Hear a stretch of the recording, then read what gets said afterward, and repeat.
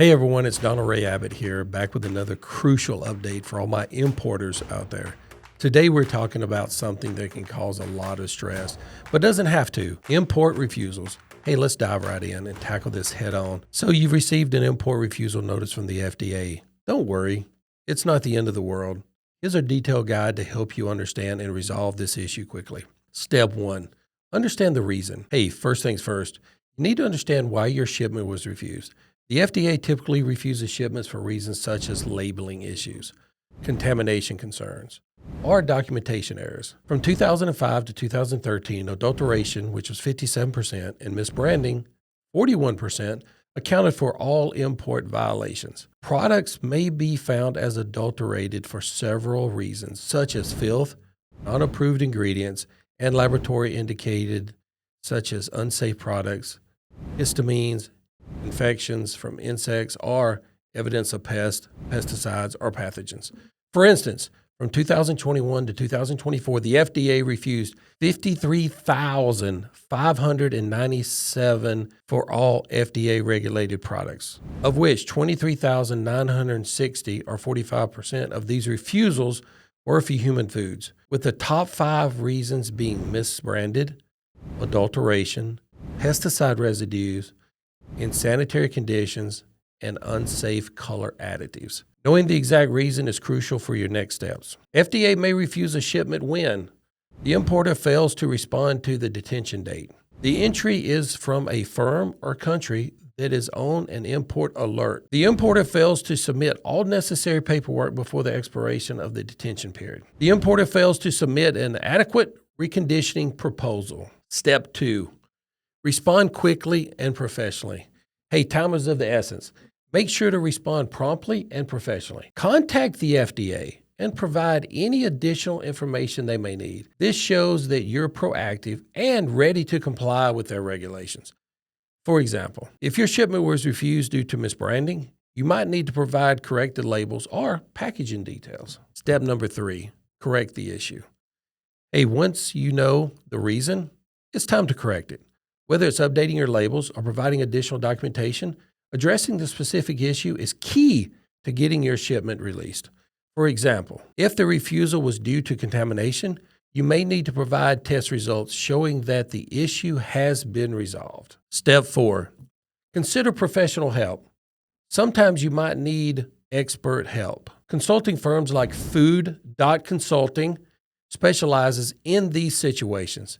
They can guide you through the process and help you avoid future refusals. Food.Consulting can assist you with label review, product testing, and even listing with the FDA on your behalf. Common pitfalls and proactive measures. Let's talk about them. Hey, some of the common pitfalls and how to avoid them. Inadequate labeling is a frequent issue. Make sure your labels comply with the FDA's requirements, which include proper ingredient listing, nutritional information, and allergen declaration. Another common problem is contamination. Regularly test your products to ensure they meet safety standards. Here's a real-life example to put things into perspective. A food importer faced an import refusal due to contamination. They quickly responded to the FDA. Then they turned around and hired Food.Consulting, corrected the contamination issue, and successfully had their shipment released. This process took about 1 month, but it was worth it to ensure their products met all safety standards. Strategies to avoid detention into the United States. Hey, the top strategies to avoid your product detention and refusals is to proactively prevent the reasons for refusal. History indicates that approximately 1/3 of all the reasons for food recalls are in the category of undeclared allergens, and we spoke about this many times. And the top reason for allergen issue is related to labeling. Importers should seek to prevent allergen and labeling-related noncompliance by monitor their changing regulations.